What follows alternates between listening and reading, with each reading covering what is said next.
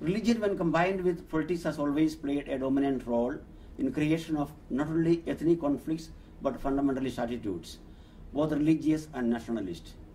The specific role of Hindu religion as it is manipulated by certain Hindu organizations of this country attempts to revive a nationalism as though only Hindus are eligible to be nationalist. Such manipulative and skilled appeals have done much to mobilize support for Hindu nationalism, so to say Hindutva, among the sadhus and laity, and provided the movement with a sacred authority with a political connivance. Many of the actions of the adherents of fundamentalists, whether they are ethnic or nationalist, point to the fact that political communities formed in the name of religious faiths do not simply grow on trees. They are rather products of a sort of genetic engineering in which collectivities are molded through the manipulation of faith, ethnicity, and nationalist perceptions, and a range of other parameters implied therein.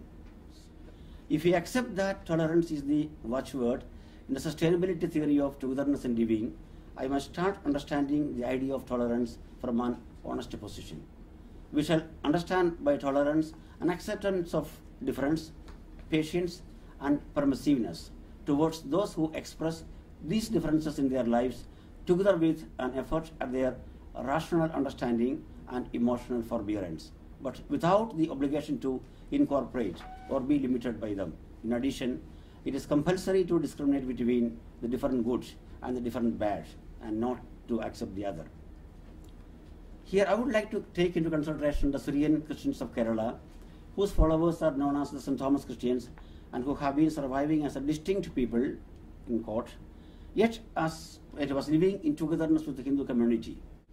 What is noteworthy is that this community, though got fragmented into several segments in the course of history, yet was able to keep its identity by adapting to the cultural space of India and its Western Shaun. As Anthony Mokanthotum states, the social and the socio-ecclesiastical life which the St. Thomas Christians had been leading before the arrival of the Portuguese reflect a unique Christian vision of this community. Their oneness with the Hindu brethren implies an implicit, lived, integral approach. It is their awareness that Christ, in becoming man, assumed everything human and redeemed all social and cultural values. Their long encounter with the Hindus helped them to develop a Christian vision of other faiths. They have been living in togetherness with the cultural space of Hinduism, and thereby have shown that their primordial solidarity with other faiths is an existing reality which can be discovered and rediscovered. From the very early times of the Christian era, the Kerala was an ethnic museum consisting of a mosaic of natives and foreigners. Commercial interest attracted people of various creeds, races, and nations to its coast. As a result, a cultural symbiosis came to prevail in the state already before the arrival of the Portuguese. Hindus, Jains, Buddhists, Christians, Jews, and later Muslims, both Indian and foreign, lived in harmony. In this multicolored fabric of the Kerala society, Christians received Hindu names, practiced rituals of worship like the use of the native Nilavalak lamp, built temple-like churches, and accepted social customs like the wearing of thali by the bride. It was in this symbiotic social cultural context the bulk of the ancient Indian Christians lived and grew.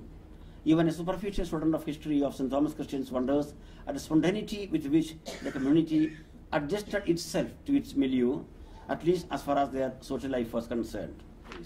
From the Christian viewpoint or standpoint, I may say that both India and Christianity are symbols of unity and variety.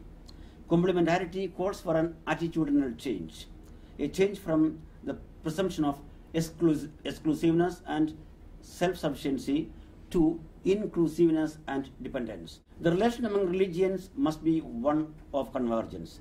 Living with religious diversity is a matter of not of theory but of teleology, because all religions uphold not only the view of the one creator but also are in pursuit of that one as the goal. Therefore, we read in Mahabharatam Shanti Parva in the following way: Yasmin sarve yatha sarve yah sarve sarvadastriyah yascha sarvamayo deva tasmai sarvatmane namaha. In whom is all, from whom is all, who is everywhere, who is the all-pervading Supreme Spirit. Salutation to that one who is the soul of all of us.